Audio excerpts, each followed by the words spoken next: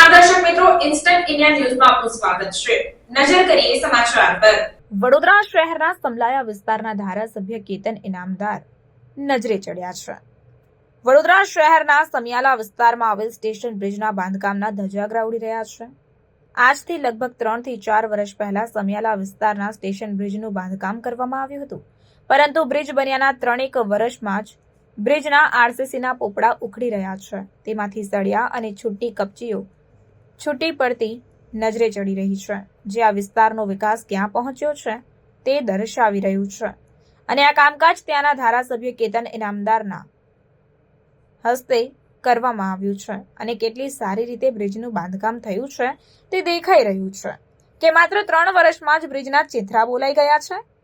ત્યાંનો ભ્રષ્ટાચાર સારી રીતે નજરે પડી રહ્યો છે, જેના કારણે દેખાઈ રહ્યું છે કે ધારાસભ્ય કેતન ઇનામદારના ઈમાન ડગી ગયા છે તેવું લાગી રહ્યું છે.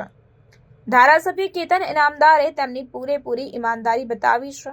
આમ 3 વર્ષની અંદર બ્રિજની સાથે સાથે ધારાસભ્ય કેતન ઇનામદારની ઈમાનદારી પણ ડગમગી હોય તેવું સ્પષ્ટપણે દેખાઈ આવે છે.